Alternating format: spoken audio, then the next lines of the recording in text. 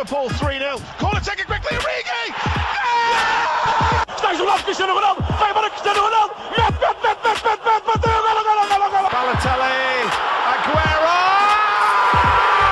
Posse de bola para Portugal, vai Éder, chuta!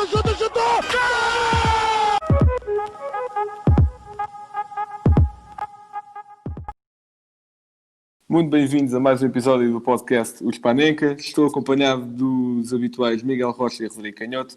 Hoje estamos com um convidado, Pedro Machado, e que tem uma página 120 segundos de bola. Olá, Pedro. Olá pessoal, tudo bem?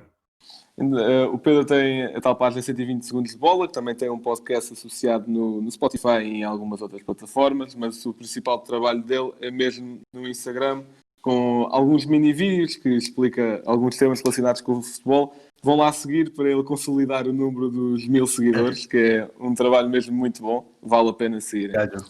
Agora, vou passar a bola ao Miguel e ao Rodrigo. Primeiro ao Rodrigo para falarmos um bocadinho do Porto e do Benfica após a retoma. Desde já agradecer ao Pedro por ter aceitado este convite. Eu que Obrigado. já sigo a sua página há algum tempo e que gosto bastante do teu trabalho. E é muito bom estarmos aqui a falar do desporto que tantos amamos. Rodrigo, obrigado. Nada. Vou começar pelo Benfica Tondela, que foi o primeiro jogo do Benfica após a paragem. Eu estava curioso para ver como é que o Benfica iria abordar este jogo, porque já vimos de uma série muito negativa antes da paragem e destes jogos acho que foi aquilo que o Benfica mais merecia ter ganho, ou pelo menos fez mais por isso. O Benfica fez no total 23 remates contra 3 do Tondela, mas desses 23, apenas 5 foram à baliza. Pedro, achas que é muito culpa dos avançados do Benfica não ter ganho este jogo ou foi outro fator? Tu chegaste a um ponto em que o Benfica tinha, não sei se eram 2, se eram 3 pontas de lança na área do Tondela. Ou seja, tinhas, se calhar, boa circulação de bola lá atrás e estavas, se calhar, a criar Estavas? Tu não, né? Mas os jogadores do Benfica estavam a ter bom volume ofensivo e estavam, de facto, a criar oportunidades, como tu estavas a dizer, mas acabaram por não concluir. Curiosamente, quando estão 3 pontas de lança na área, é quando a equipa acaba por perder um bocado essa cadência ofensiva e eu acho que até coincide um pouco com a saída do Weigl. É difícil atribuir culpas porque nós estamos numa fase, isto é atípico, isto é uma fase muito especial da história do futebol e nós não sabemos muito bem quais são os fatores que influenciam os resultados ou o que quer que seja, mas neste caso específico do Benfica Tondela deu para ver que o Benfica tinha volume de jogo e que o perdeu com a saída de Weigl, por isso eu acredito que foi muito pela saída e foi muito pela falta de critério que acabou por se gerar que o Benfica acabou por não marcar naqueles minutos finais, enquanto o Tondela já estava muito fatigado a nível físico. Nós que no nosso primeiro podcast de todos, sem contar com o chamado piloto, que era em nossa introdução, falámos da queda de rendimento do Benfica. Nós tínhamos atacado muito Bruno Lage devido a essa situação dos 3 pontas de lança, a tática de desespero. No Dragão ele faz o mesmo, tira, por exemplo, o Tarapte, o André Almeida, para meter pontas de lança e mais uma vez não resultou. Na minha opinião, acho que faz sentido contra este tipo de equipas, desde que se garanta que a bola chega lá à frente. Ter 3 pontas de lança para a bola não chegar lá à frente, acho ridículo. Blanco, o que é que achas? Mais uma vez, Bruno Lage desesperado, aborda mal o jogo, muito mal os avançados. O que é que aconteceu ao Benfica? Assim, eu já tinha ouvido falar sobre isto. Aliás, não tenho a certeza se não foi no próprio podcast do Pedro, mas eu lembro-me de ouvir que o Benfica era uma equipa arrogante porque achava que, independentemente do que ia fazer, ganhava.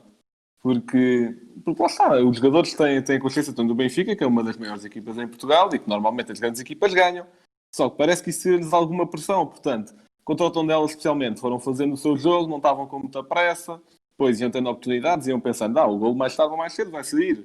Pois, entretanto, vêm-se aos 70 minutos, começam-se a preocupar cada vez mais e perdem totalmente a coesão. E é óbvio que a saída de Weigl também não ajuda em nada, porque era o que estava mais a construir e que tem mais experiência de futebol internacional a alto rendimento, que até poderia ajudar nessas situações, por muito que não seja um avançado. E sim, vou voltar a reiterar o que tinha dito no episódio da queda de rendimento do Benfica. A tática de 3 pontas de lança para mim não funciona toda, é mesmo uma tática de desespero, sendo que, a menos que as pontas de lança fossem tipo Ronaldo, Lewandowski e Harry Kane, sendo que não são pontas de lança que, tirando o Vinícius, não são constantes no seu rendimento. Por exemplo, uma das Não, o Diego oportunidades... Sousa é constante. Quer dizer, eu acho que o Diego Sousa e o Seferovic são constantes, no sentido em que são horríveis. Acho que Sim, são constantes. são sempre constantes porque são sempre maus. Sim, faz sentido. Ou são sempre irregulares, vá. Por exemplo, lembro de uma oportunidade do Seferovic contra o Tondela que ele tenta cabecear fora da pequena área, totalmente longe, e acha que aquilo vai mesmo dar qualquer coisa. Sim. Pronto, E que sabemos que o seu forte não é o cabeceamento. Isso mostrou-se contra o Rio Ave, em que ele na pequena área conseguiu cabecear contra o seu joelho. Pois, isso não faz sentido mesmo. Realmente, lá está, vocês estavam a referir bem a tática do desespero e lá está, pode até fazer algum sentido quando consegue haver largura, quando consegue produzir largura e quando há gente na área para finalizar. Isto é, havendo gente na área para finalizar, faz sentido que haja largura, porque a largura vai abrir espaços ao adversário e vai fazer com que haja possibilidade de haver cruzamentos. Foi exatamente isso que existiu na reta final do jogo frente ao Rio Ave, onde o Nuno Tavares teve, por exemplo, um papel particularmente relevante, até assinou a assistência para o Seferovic, por exemplo, e lá está. Eu acho que se não houver a largura, se não houver quem possa ou circular a bola ou cruzá-la com eficácia para a área, isso acaba por ser contraproducente e acaba por ser ineficaz, como foi visto até ao jogo com o Rio Ave. Felizmente, ou para o Benfica, aconteceu o Nuno Tavares estar inserido no 11 titular e dar maior jogo exterior à equipa, e lá está, acho que isso foi decisivo para que o Benfica vencesse em Vila do Conde, e é isso que distingue, se calhar, esse jogo dos jogos anteriores. Uhum. Rocha, achas que uma das alterações que Bruno Lage poderia fazer frente ao Tondela era, por exemplo, abdicar de Jardel? Não digo Ruben Dias, porque Ruben Dias estava a jogar praticamente a defesa direito, mas abdicar de Jardel, que a par dos Valcodinos era o homem mais atrás, e recuar Weigl para continuar a dar o tal caudal ofensivo de jogo ao Benfica e conseguir colocar a bola na área para os 3 pontas de lança?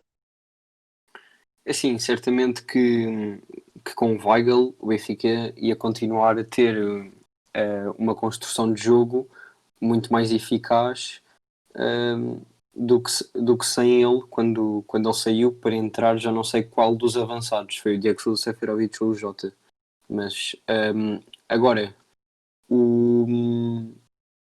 claramente, que como vocês estavam a dizer, essa tática dos 3 avançados não resultou, e isso já foi provado antes. Agora, eu penso que o terceiro avançado apenas entrou no máximo aos 70 minutos, ou seja, até aos 70 minutos também houve alguma coisa que não resultou. Não foi só os últimos 20 minutos de jogo que provocaram esse empate do Benfica.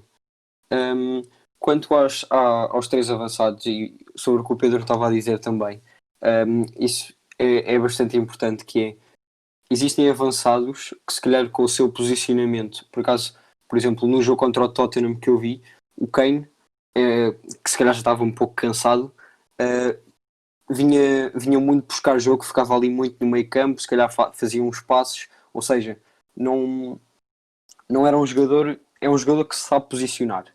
E o Benfica, e agora ir buscando o jogo do Dragão, por exemplo, chegou a haver momentos em que o Seferovic ou o Diego Sousa estavam nas laterais a fazer cruzamentos.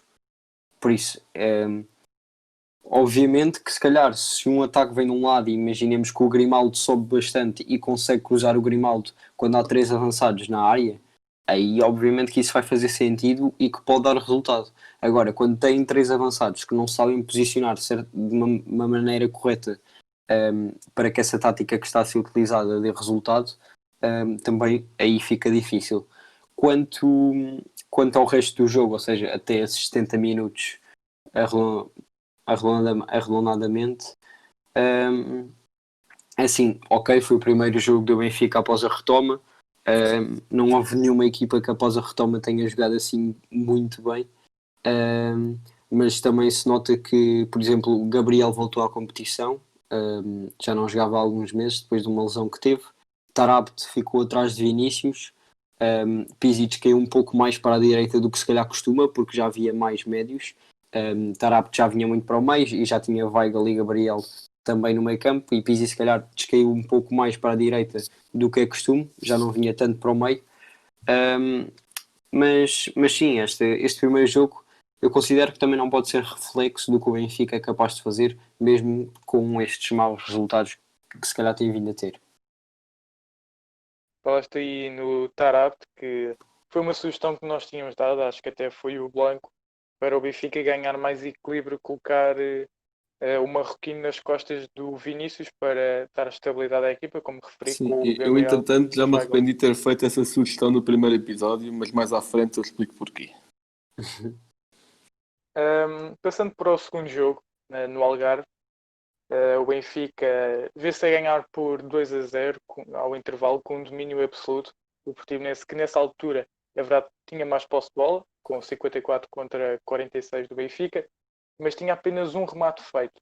Na segunda parte, o Benfica acaba, ou melhor, o Portimonense acaba com 10 remates, ou seja, faz 9 remates na segunda parte, 4 à baliza. Pedro, achas que as saídas de Grimaldo e de Jardel contribuíram para que isso acontecesse, ou foi mais alguma coisa? A saída essencialmente do Grimaldo, acho que contribuiu sobremaneira para que o Portimonense pudesse ganhar um fôlego e penetrar tanto por um flanco como pelo outro. O Grimaldo tinha sido normalmente uma peça muito importante na pressão ofensiva, e foi isso que garantiu ao Benfica se calhar a melhor primeira parte, ou os melhores 45 minutos desde a retoma. Que apesar de ter entrado um pouco solucente, acabou por tomar conta do jogo, digamos assim,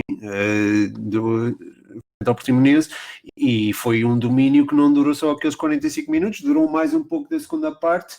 Coincidentemente ou não, os 2 golos do Portimonense acontecem já depois da saída do Grimaldo, ou seja, eu acho que a saída do Grimaldo sim, pode ter tido influência no resultado final, e pode ter tido também influência no desânimo na desacreditação, na descrença que pode ter existido entre os encarnados. A desacreditação foi uma palavra que eu inventei agora. Mas pode ter contribuído para uma descrença do Benfica nesse jogo, e não só a saída do Grimaldo, mas claro, o golo do Denner, que pronto, depois permitiu o ascendente do Portimonense e que redondou naquele golo do Júnior Tavares, que lá está, foi uma questão, eu acho que a questão mental e veio ao de cima. Se bem que, claro, é sempre extrapolar, estamos sempre a extrapolar quando estamos em questões mentais, ou quando tentamos, ou quando olhamos para aspectos físicos, porque não trabalhamos com os jogadores, efetivamente. Mas aquilo que me pareceu foi de facto uma questão mental, até pela quebra de rendimento, embora também se possa explicar pela saída do Grimaldo. Uhum. O Benfica, que ao sofrer o primeiro gol parecia estar completamente perdido em campo, os jogadores sem saberem o que fazer. Miguel, achas que faltou voz de comando ao Bruno Lage, a comandar as suas tropas? Por exemplo, colocar, creio que o Samaris nesse jogo foi para a bancada, mas colocar alguém que ajudasse, por exemplo, Ruben Dias a comandar as tropas, visto que o capitão Jardel tinha saído. É que, pelo menos para mim, Pizzi e André Almeida, sobretudo Pizzi, não consegue mostrar aquilo que é ser um capitão e uma voz dentro de campo, como o Ruben Dias. Achas que faltou isso ao Benfica para voltar a animar a equipa? É assim, é verdade que o Jardel saiu cedo no jogo, por volta dos 25 minutos. Mas também é verdade que o Benfica tem vindo a jogar apenas com o Ruben Dias, com o ferro ao lado. Ou seja, não sei se isso da liderança foi o ponto fulcral para este empate do Benfica. Eu acho, sinceramente, este jogo foi na sequência, se eu não me engano, tanto do ataque ao autocarro do Benfica, como aqueles grafites nas casas dos jogadores. Exatamente, foi logo assim ao jogo do Tondela. Uhum. O Bruno Lage disse que a equipa estava bem e que não sentiu nada, mas eu penso que essa parte psicológica pode ter tido algum efeito neste resultado, até porque uma equipa que assim, não jogou espetacularmente bem, mas que foi consistente numa primeira parte em que conseguiu tomar conta do jogo, depois entra numa segunda parte onde foi o descalabro. É verdade que o Portimonense teve a maior parte da posse de bola em ambas as partes, mas o Benfica fez mais ataques, tomou literalmente conta do jogo. A partir da segunda parte, os remates à baliza foram praticamente todos do Portimonense. Teve aquele momento de inspiração do Júnior Tavares, que deu o segundo gol, mas acho que nada resultou bem naquela segunda parte. Pode ter também tido muito a ver com a saída do Grimaldo, que o primeiro gol do Portimonense foi 3 minutos depois dessa saída. O Nuno Tavares tinha acabado de entrar, se calhar não estava demasiado fresco para defender nesse lance. Depois o Bruno Lage voltou a apostar nos 3 pontas de lança, se eu não me engano, pôs o Diego Sousa. Desta vez foram só 2, foram só o Diego e o Seferovic. Porque o Seferovic entrou pelo Vinícius. O Vinícius estava completamente desinspirado nesse jogo e acho que isso também foi o que provocou ele ter ido para o banco no jogo contra o Rio Ave e o Diego Sousa ter começado de início.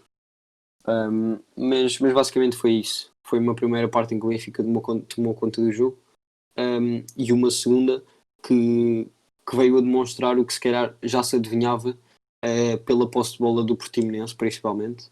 É verdade que não chegou como perigo na primeira parte, nem de perto, à baliza do Benfica, mas na segunda parte teve vários momentos de inspiração que lhes valeram um ponto.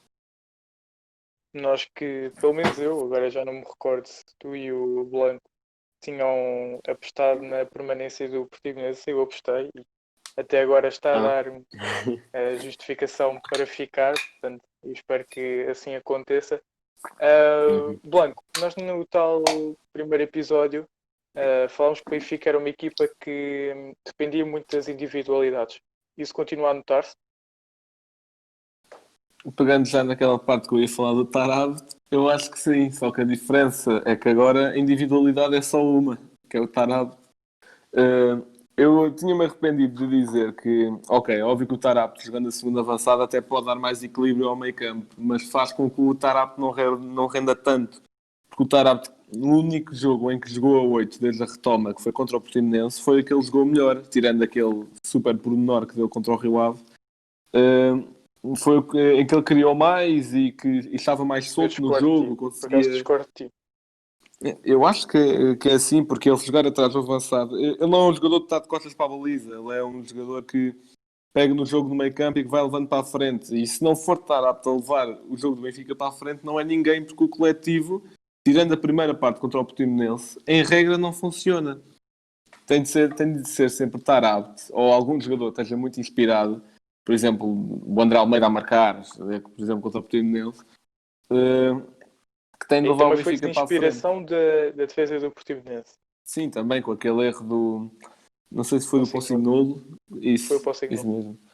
Mas agora, eu acho que neste jogo aconteceu um bocadinho a tal arrogância do Benfica que eu estava a falar, mas ao contrário, não foi de chegar ao golo, foi de não sofrer. O Benfica vê-se a ganhar por 2-0 e a fazer uma boa exibição, a equipa adormece. E vê-se que o Bruno Lage, óbvio que também temos a crédito ao treinador do Portimonense, ao Paulo Sérgio, porque ele fez 2 substituições que mudaram o rumo do jogo, que foi ao intervalo apostou no Boa Morte e no Candé, se não me engano, acho que é o nome dele. O Boa Morte que destruiu a defesa do Benfica. E o Breno Exatamente, Tabata foram, também, tiveram muito bem os dois. foram duas substituições de risco que funcionaram perfeitamente. E óbvio que também se tem de dar o crédito, mas o Benfica, especialmente após a saída do Grimaldo, estava completamente a dormir. Não, era uma equipa complacente. Não, e, por exemplo, os 2 golos do Benfica não vieram de bolas paradas. Não, o do Pizzi foi um grande Não passo foi do Benfica, Benfica. desculpa, do Portimonense, que o do Benfica sofreu. Sim, do Portimonense, Sim. Um Sim. livre Vieram- lateral e um pontapé de canto. Exato, o pontapé de canto que depois foi parar ao Júnior Tavares e que fez aquilo que Exato. fez. Mino. Fora da área. E lá está, são bolas paradas, são aqueles momentos do jogo em que os jogadores têm de estar mais concentrados, mas que normalmente não estão porque a bola não está a rolar. E Pois. já lá vamos, por causa do Rio Ave outra vez. Pois, lá está. Por exemplo, no primeiro gol do Portimonense, no livre lateral, eu acho que há 3 jogadores do Benfica a marcar o mesmo tipo e depois Sim, deixam sim, o Denas sim. sozinho. Estava tudo no primeiro posto, se não me engano. Sim, eu acho. Nem E sei. depois tinha estavas a- 2 jogadores do Portimonense à espera da bola completamente sozinhos. Exatamente, é óbvio que por muito bem que uma jogada possa ter sido estudada pelo Portimonense, é óbvio que o Benfica também tem a sua parte de culpa. E estavas a falar da liderança. A liderança não pode ser só dentro do campo, tem de ser também do Bruno Lage, como é que ele é óbvio que o discurso no balneário ao intervalo não deve ter sido apropriado de certeza, porque senão o Benfica não tinha vindo para a segunda parte como veio. Passando agora para o Rio Ave Benfica, talvez um jogo atípico, digamos, porque há muito tempo que não via um Rio Ave a defender tanto. Claro que a jogar com 9 é sempre mais difícil não defender, não ficar com a equipa toda atrás. Mas pegando naquela situação que falaste das bolas paradas, acho que outro jogo também em que é muito evidente a má defesa do Benfica nas bolas paradas foi no Benfica-Braga, em que o Palhinha marca aquele gol de cabeça, em que o Palhinha, sendo um jogador alto e que ataca muito bem as bolas de cabeça, o Benfica deixou completamente sozinho. Entrou na altura, acho que foi o Ferro e o Ruben Dias. E não pode, quer dizer, os centrais têm que ser, na minha opinião, dos melhores jogadores em campo a jogar pelo ar. E não pode acontecer, principalmente o Ferro, a mim, quando tenta entrar de cabeça, é sempre muito, muito passivo. Enquanto que o Ruben Dias entra com tudo, às vezes nem com a cabeça lá vai mesmo com o pé. De pitons mesmo. Sim, mas entra com tudo, quer dizer. Agora o Ferro faz-me sempre muita impressão e também contra o Rio Ave não fez tanto, acho que até cumpriu.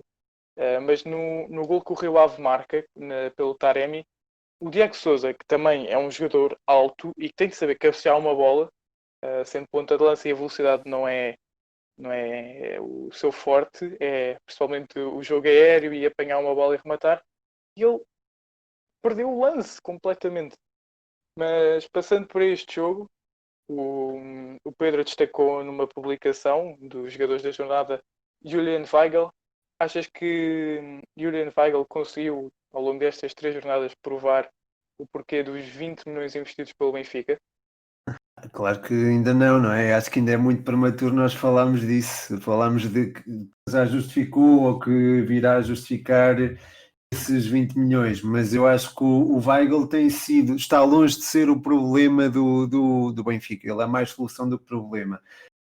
Lá está, as características do Weigl e a posição em que ele está inserido, e jogando o Benfica com um médio mais posicional e o outro que é mais, digamos assim, no meio campo, a equipa acaba por se partir um pouco, por vezes, e o que é perfeitamente normal numa liga como a portuguesa, e o médio mais recuado fica mais exposto, e o Weigl acaba por ficar mais exposto. Acho que é exatamente por aí que surgem as críticas ao Weigl. Ele está a ser solicitado com um volume que não era habitual para ele. E agora, é certo que, à medida, e eu acho que é notória a evolução dele desde o primeiro jogo até agora. E eu acho que ele tem evoluído muito e acho que pode vir a ser uma... Desculpa, estavas a falar, Miguel? Não, que estava a concordar contigo, sim. Desculpa. Pronto, acho que o Weigl Weigl, lá está, tem tido essa evolução. Acho que ele tem qualidade suficiente, na minha opinião, e isso até foi sublinhado pelo Rafa, que o primeiro podcast de antevisão à Primeira Liga que eu tive lá, o Rafa Simões e o Vasco Moreira, do Mais Futebol e do 00 respectivamente, e o Rafa falou exatamente da questão do Weigl estar longe de ser um problema, e é mais próximo da solução do que propriamente o problema, precisamente pelo facto da qualidade que tem. E ele de facto tem muita qualidade técnica, tem muita qualidade tática. Eu acho que ele pode oferecer muito ao Benfica, e lá está, o gol de cabeça acaba por empolar e por se calhar sobrevalorizar a sua exibição. Ainda assim, e eu acho que é justo dizer, ele não foi uma exibição propriamente. Eu acho que ele contribuiu para a circulação de bola do Benfica ser positiva, contribuiu para que o Rio Ave, lá está, o Rio Ave foi muito remetido ao seu próprio meio campo. Eu lembro que o gol do Rio Ave nasce de uma bola parada, lá está, estávamos a falar de bolas paradas e até bem a propósito. O gol do Rio Ave nasce de uma bola parada em que o Taremi consegue se infiltrar pela defesa do Benfica, e foi dos primeiros ataques do Rio Ave, se bem me lembro. Foi a o único que mata a baliza. Sim. O Rio Ave fez 4, 5 remates ao longo de todo o jogo, se não me engano, e lá está. Foi essa pressão ofensiva do Benfica, onde o Weigl produz um papel importantíssimo, que acabou por influenciar essa pressão ofensiva do Benfica, sobretudo na primeira parte. Depois na segunda já os fatores são outros, os fatores são a inferioridade numérica do adversário, mas a forma como o Weigl se impôs na própria equipa, a forma como foi importante não só na circulação como no posicionamento, acho que acaba por fazer, pronto, mereceu e pronto, também o gol fez com que merecesse o tal destaque, não que ainda justifique os tais 20 milhões de euros investidos nele. O Weigl, que na minha opinião foi o homem do jogo, não só como referiste pelo gol marcado, mas pelo seu trabalho defensivo. Ele completou 2 alívios, 7 recuperações da posse, e 3 desarmes. É verdade que parece pouco, mas para uma equipa que atacou tão pouco como o Rio Ave, é praticamente 100% dos ataques que o Rio Ave fazia, o Weigl conseguiu acabar com eles. O Bruno Lage parece que aprendeu uma coisa, que foi: para marcar golos não é preciso tirar malta de trás para meter na frente.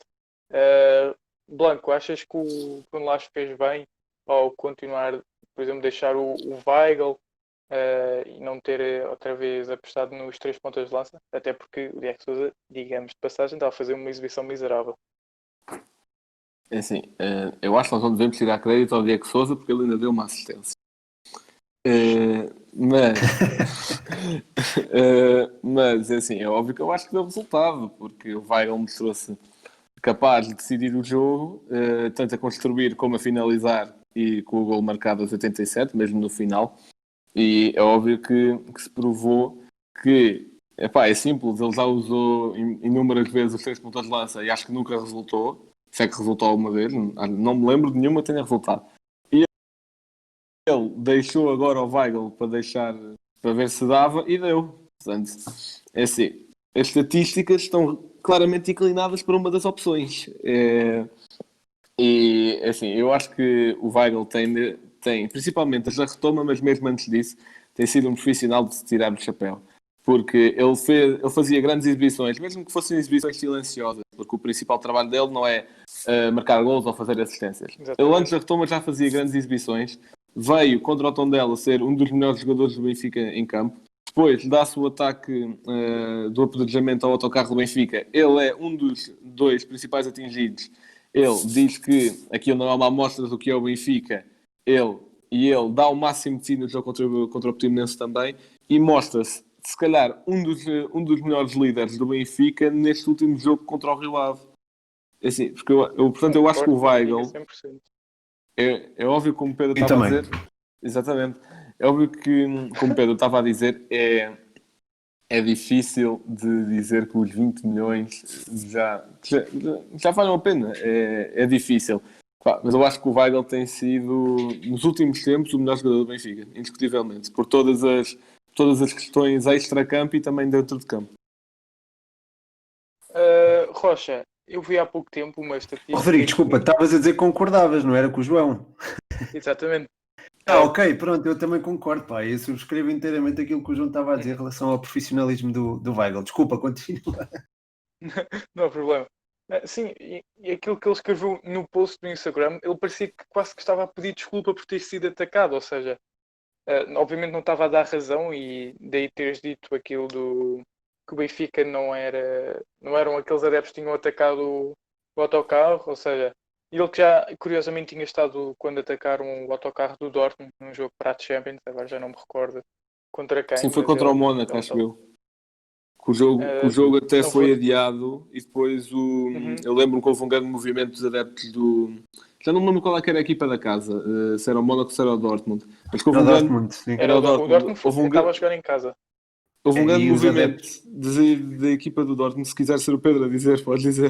Diz tu, João, diz tu, João. Foi muito bonito, pá. Exatamente, foi um movimento não só promovido pelo próprio clube do Dortmund, mas também pelos adeptos, que foi os adeptos do Dortmund de disponibilizarem as suas casas para alojar os adeptos do Exatamente, Mónaco os adeptos. que só tinham hotéis ou onde quer que ficassem aquela noite para ir ver o jogo, só tinham para essa noite e depois o jogo passou para o dia a seguir. Foi algo muito bonito terem feito. Exatamente. Mas por acaso ia falar de uma coisa que é, acho que o Weigl que foi dos jogadores mais acarinhados do Dortmund. É verdade que não era muitas vezes utilizado, mas eu lembro-me de quando o Weigl chegou, imensos adeptos do Dortmund a dizerem porquê, não deverias ter saído, continuavas cá. E acho que no início, obviamente que o Benfica só a partir desta época, ou da anterior é que passou a gastar 20 milhões, por exemplo, com o RDT e o Weigl e o Pedrinho. E o Vinícius. Exatamente. Vamos ver. E acho que acho que no início os adeptos do Benfica estavam bastante desconfiados, ou seja, como referi, os 20 milhões de euros gastos no jogador era algo atípico e acho que essa desconfiança acho que o Weigl mostrou que os adeptos não mereciam estar desconfiados com ele porque sempre provou muito trabalho e pelo que os jogadores foram dizendo, foi um jogador que se integrou muito bem na equipa da Luz e espero que assim continue. Como eu estava a dizer, Chiquinho tinha uma estatística interessante que era quando entrava o Benfica marcava sempre. Rocha, é verdade que o Chiquinho passou um bocado despercebido neste jogo, porque não contribuiu propriamente com um golo ou com uma assistência, mas achas que a sua entrada influenciou o resultado? Não sei bem. Olha, confesso-te que não reparei do Chiquinho em jogo. Também não estava a ver comentações do Benfica. Vi um pouco do jogo, se calhar mais até aos 80 minutos. Mas é assim, sobre o que vocês estavam a falar das substituições, e o Chiquinho foi uma delas, que entrou pelo Gabriel, se não me engano. Eu acho que é verdade que o Bruno Lage não cometeu os mesmos erros, mas se calhar também não os cometeu porque já estava com outra almofada. Porque se formos a ver, ele começou ou estava quase a fazê-lo, a cometer o mesmo erro de apostar em todos os avançados, porque pôs o Seferovic ao intervalo e o Vinícius pelos 60 minutos. Ou seja, começou a apostar nos avançados. Depois, aos 63 minutos, o jogador do Rio Ave foi expulso e ele começou a ter uma almofada. Depois o Benfica acabou por marcar. Sim, mas o atenção Rio que Ave antes teve... de o Benfica marcar ele ia fazer algo que nunca tinha feito, que era pôr jogadores que poderiam dar a largura que o Pedro estava a falar, o Zivkovic e o Jota. Pronto, o Jota acabou por entrar mais tarde. Mas por exemplo, se o Benfica, se o Rio Ave tivesse as duas expulsões e antes o Benfica tinha feito apenas 2 substituições, o Bruno Lage tivesse a margem de mais 3 substituições para não cometer o mesmo erro. Ou seja, depois da segunda expulsão do Rio Ave, o Chiquinho acabou por entrar mais um jogador para dar essa largura, e nessa altura do jogo ainda estavam igual. Ou seja, o Benfica ficou a jogar, é verdade, com o Seferovic e o Vinícius lá à frente, mas o Chiquinho já entrou, o Rafa também ainda estava em jogo, e o Weigl manteve-se, como não aconteceu, por exemplo, no jogo do Tondela. Ou seja, com essa almofada de ter 2 jogadores expulsos, estar a jogar com 11, o Rio Ave com 9, é verdade que ainda empatados, mas já lhe dava, e claro que também com as 5 substituições, que não teve, por exemplo, no jogo do Dragão. Já dava essa almofada de, é verdade, pôr esses 2 avançados, Seferovic e Vinícius, mas depois da segunda expulsão pôs o Chiquinho, mais um jogador para dar essa largura. Ainda tinha o Rafa em campo, que mais tarde acabou por sair, mas nessa altura ainda lá estava. Ou seja, eram 2 jogadores que davam muita largura. O Pizzi também ainda estava em campo, que se calhar nesse jogo já veio um pouco mais para o meio. E depois o Weigl acabou por marcar, fez a sua parte que lhe valeu o prémio de melhor jogador em campo. E depois, mais tarde, aí sim, o Pizzi saiu pelo Jota, essa substituição que estavas a dizer que ele iria fazer, mas que não fez por causa da expulsão. E mais tarde entrou o Samaris para aguentar o jogo, um jogador que é muito acarinhado pelos adeptos do Benfica, mas que não tem tido muitas oportunidades ultimamente nesta retoma pelo Bruno Lage. O Rafa saiu pelo Samaris. Queria só destacar mais uma coisa, que é o Benfica não jogou muito bem, mas se calhar a seguir ao jogo do Tondela é capaz de ser o jogo em que jogou melhor. E em comum estes 2 jogos tem o Tarapte ter jogado atrás de um avançado. É verdade que o avançado mudou, neste jogo contra o Rio Ave foi o Diego Sousa e no jogo contra o Tondela foi o Vinícius, mas estava o Tarapte atrás do avançado, estava Gabriel e Weigl no meio, e Pizzi novamente manteve-se mais à direita. Por isso, no jogo contra o Portimonense jogou um jogador que os adeptos do Benfica também jogam muito e que reclamam oportunidades, que é Servi, mas penso que nesse jogo é verdade, Servi não teve um grande impacto no jogo como os adeptos do Benfica gostavam que tivesse. Por isso este jogo contra o Rio Ave foi um jogo atípico. O Benfica jogou o suficiente para ganhar, a jogar contra 9, mas para continuar a somar pontos vai ter de fazer mais do que fez neste jogo. Concordo contigo. Antes de avançarmos para o Porto, queria só que fizessem aquilo que acham que é o melhor 11 do Benfica para acabar o campeonato. Eu posso começar. Vlaco Dimos na baliza, depois, como não temos Grimaldo, Nuno Tavares, Ruben Ferro neste caso, e Ruben Dias e Tomás Tavares. É verdade que o Tomás Tavares não fez um jogo muito bom frente ao Rio Ave, mas acho que a questão de ter margem de progressão é verdade que ele não é mau, estava um pouco apagado e acho que se lhe damos ritmo ele pode recuperar o Tomás que jogou, por exemplo, na Champions, e que acho que quando jogou bem. Depois o meu meio campo seria Rafa na direita, Weigl, Tarapte, Servi na esquerda, ou melhor, Gabriel, Weigl no meio, e de apoio ao ponta de lança, Tarapte. O ponta de lança, eu sei que posso dar muitos ataques cardíacos agora a muita gente, mas punho o Seferovic. E eu sei que disse que ele era horrível, mas acho que neste momento foi o único ponta de lança que marcou, portanto, e acho que quem está em melhor forma joga, e por isso punha o Seferovic. Pedro, E deixavas o Pizzi no banco? Nas reservas mesmo. Ela. Pedro, qual é que achas o 11 ideal para o Benfica?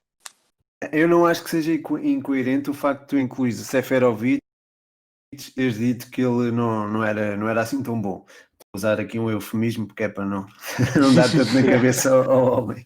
Mas eu acho que não é incoerente porque ele de facto é o avançado do Benfica em melhor forma.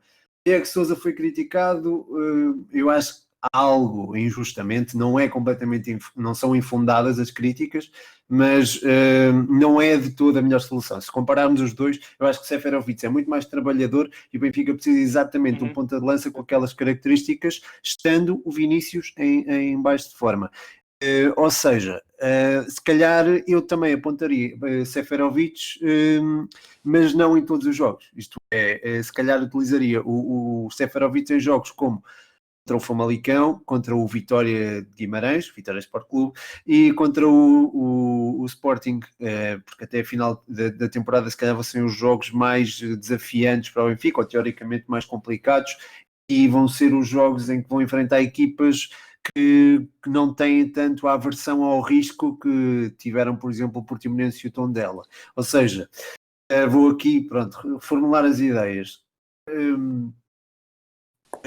Seferovic, ponto de lança nesses jogos, se calhar o Carlos Vinícius nos outros encontros. Para a baliza, Vlaco Dimos, é indiscutível. Na lateral direita, André Almeida. Os centrais, Ruben Dias e Ferro, não que ser forçosamente, até porque não há grandes alternativas, não é? Acho que o Jardel, se não me engano, terminou a época. E na esquerda não está pela mesma razão. O Grimaldo, se calhar, lá está, não sei, o Nuno Tavares até entrou bem e oferece a tal largura quando o Benfica não tem espaços mais fechados, mas se calhar o Grimaldo funcionaria melhor em jogos de equipas grandes e vamos ver como é que o Nuno Tavares reage nesse tipo de jogos. Quanto ao meio campo, acho que o Weigl é importantíssimo por todos os motivos e mais alguns, e em todas as circunstâncias, pela qualidade técnica, pela qualidade tática, pela forma como lê o jogo e se adapta a ele, e estando inserido nas ideias do Bruno Lage, acho que é um jogador fundamental. Depois ao seu lado, lá está, varia. Eu acho que poderia colocar o Rafa atrás do Seferovic, atrás de Vinícius, desculpa, nos jogos em que enfrentam equipas de fora das equipas menos, isto é, contra as equipas teoricamente mais fáceis. Pronto, eu queria usar aqui um termo mais simpático, mas tem que ser este. Utilizaria o Rafa atrás de Seferovic nesses jogos. Equipas que jogam com o bloco muito baixo. Sim. Usava, porque o Rafa é muito forte nas entrelinhas, e aí utilizava o Rafa atrás do Seferovic, do Vinícius, desculpa, e depois utilizava na esquerda o Servi, na direita o Pizzi, e no meio, juntamente com o Weigl, se calhar colocaria o Tarapte até para dar mais, para encostar a equipa mais ao meio campo contrário, frente a equipas mais de valor. Não é de valor, é de equipas teoricamente mais fortes, como o Famalicão, como o Vitória, como o Sporting. Se calhar utilizaria um meio campo mais reforçado, com o Weigl, isto é, com a mesma linha defensiva, com o Seferovic lá à frente, como estava a dizer, tendo o acompanhamento do Tarapte lá à frente, o Seferovic, e o meio campo sendo composto pelo Weigl e pelo Gabriel, com o Pizzi na direita e o Rafa na esquerda. Se bem que eu gostava de implementar uma regra, que era o Gabriel só joga quando cortar aquele cabelo. Mas pronto. Barba também não? Não me faz tanta confusão. Achei o cabelo mais, como é que eu ia dizer, aterrador, digamos assim. Logo, o 11 para ti. É assim, eu acho que vou estar a alterar algumas coisas que disse em relação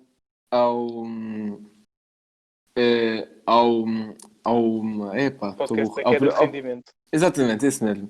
Então, na baliza Vlaco Dimos é indiscutível. Na direita, eu percebo o que tu queres dizer com o Tomás Tavares e ter margem de progressão e pô-lo a jogar nos tais jogos contra equipas ditas pequenas, que o Pedro estava a dizer, se calhar até percebo. Não era só isso. Acho que se era para apostar era sempre, até porque ele provou na Champions que era bom. Sim, claro. O Leipzig e o Lyon, ele jogou muito bem. Sim, claro. Mas acho que ainda assim, pelo menos por agora, até vir uma pré-época e o Bruno Lage ter uma ideia de jogo fixa, se calhar é melhor que de alguém que já conheça melhor, porque o André Almeida foi titular na última época toda. Por exemplo, portanto eu vou deixar André Almeida. Dupla de centrais, a Ruben Dias e Ferro. Na esquerda, Nuno Tavares, porque com a lesão do Grimaldo também não há outras grandes opções. Acho que a principal questão é do meio campo para a frente. Então, na esquerda vou deixar o Rafa, porque é importante para dar a tal profundidade ao jogo do Benfica. No meio campo, eu vou deixar o Weigl e vou pôr o Taarabt ao lado do Weigl, tirando assim o Gabriel do 11. Porquê? Não pelo cabelo, não por parecer o Robinson Crusoe, mas porque eu acho que ele também nos últimos 3 jogos não tem feito aquilo que podia fazer. Não tem jogado terrivelmente mal, claro que não, mas acho que ele pode fazer mais. E se calhar ir para o banco 1 ou 2 jogos, ou até reaprender, se calhar era bom. Quem Na é direita, Samaris? não, Taarabt e Weigl, meio O campo. Taarabt aí, Chuba, não tinha percebido. Na direita, vou deixar o Pizzi, por muito que não goste dele, mas é pá, tem bons números e futebol move-se por números, etc, etc. Se bem que ele é. Epá, já falámos bastante do Pizzi no outro episódio, não vou dar mais machadadas no Pizzi. Deixo o Pizzi. E a dupla de ataque. A ponta de lança, por enquanto, Seferovic, até o Vinícius reaprender também. E se não reaprender, fica o Seferovic o resto da falta de jogar da temporada e ponto. E a segunda avançada vou deixar o Chiquinho, porque eu acho que o Chiquinho dá um certo fio condutor ao ataque do Benfica. É óbvio que ele tem de melhorar muito, principalmente o remate, mas eu acho que ele dá um certo fio condutor e, tal como tu disseste, ele está sempre associado a algum gol do Benfica indiretamente ou algo parecido. Portanto, eu vou deixar assim. Mas achas que isso não desequilibraria muito a equipa do Benfica? Não de todo, porque E depois voltarem ao- as críticas ao Weigl por ficar sozinho no meio campo e não conseguir tomar conta de um meio campo sozinho. sim, Pronto, já eu sabemos acho que o Taarabt que as ataca principais muito. também críticas ao Weigl era que ele faz muito passo, mas é só para o lado ou para trás. Sim, porque o Benfica agora também anda a dar muitas opções de passo à frente. Aquela organização ofensiva está excelente para o Weigl poder fazer o seu trabalho. É assim, eu acho que pode voltar ao problema de talvez o Benfica não ter aquele equilíbrio no meio campo. Mas se com Gabriel e Weigl não funciona e se Taarabt consegue criar melhor a partir de zonas mais atrás, pá, se calhar funciona. Não, vamos tentar, já que Gabriel e Weigl não funcionaram nos últimos 3 jogos, ou contra o Portimonense teve o Taarabt mais atrás. Vamos tentar, ou se calhar o Bruno Lage podia fazer alguma coisa parecida a um 4-5-1, que era baixar, neste caso tínhamos que tirar o Chiquinho, que era, por exemplo, Taarabt e Gabriel e Weigl como médio defensivo. Mas assim, 4-1-4-1. sim, 4-5-1, não foi o que eu disse. Não disseste 4-5-1, eu estava a dizer 4-1-4-1, ou seja, com o Weigl mais Sim, tens razão, sim. Epá, não sei, eu acho que neste momento, assim, se algo não está a funcionar a 100%, tem de se mudar.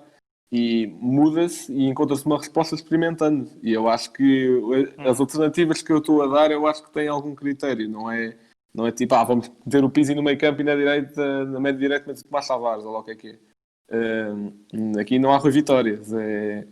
Temos de ter algum critério, mas acho que são boas hipóteses, ou minimamente boas, para serem experimentadas. Ok. Deixa-me só justificar o porquê do Seferovic em vez do Ziyech Souza, não só porque marcou um gol, mas também pela garra que mostra, coisa que o Ziyech Souza não mostra, e acho que um dos fatores que falta, uma das coisas que falta a este Benfica é mostrar garra em campo. Miguel, vamos então ao teu 11. Ora bem, então para mim o 11 mais forte do Benfica, o que não quer dizer que eu queira que o Benfica use este 11, não é? Mas seria Vlaco Dimos, indiscutível. Lateral direito, não gosto do André Almeida simplesmente por isso, Tomás Tavares. Ruan Dias e Ferro, Jardel também já acabou a época. Na lateral esquerda, Nuno Tavares, Grimaldo igual. Depois, agora a partir daqui, por estar a jogar Nuno Tavares e não Grimaldo, e por ser se calhar um pouco mais duvidosa a sua utilização, punha Servi na esquerda, também para ajudar no processo defensivo, porque ele é um jogador muito raçudo. No meio campo punha Weigl e Taarabt. Gabriel para mim também ia para o banco. Pensei que ia resultar melhor do que está a resultar. Na direita, por muito que me custe pôr um Pizzi, mas vai ter de ser. Não vejo assim outro jogador que possa fazer aquela posição melhor que o Pizzi. O Rafa jogou lá no Braga. O Rafa prefiro pôr agora sim atrás do Seferovic. Também penso que até o Vinícius voltar à sua melhor forma, o Seferovic ser a sua melhor opção. Bem, acabamos assim por falar do Benfica. O episódio sobre o Porto será o próximo episódio, portanto, fiquem bem e até lá. Liverpool 3-0. Corner taken quickly, Origi! Está isolado Cristiano Ronaldo. Vai embora Cristiano Ronaldo. Mete. Bateu. Golo. Balotelli, Aguero! Posse de bola para Portugal, vai Éder, chuta!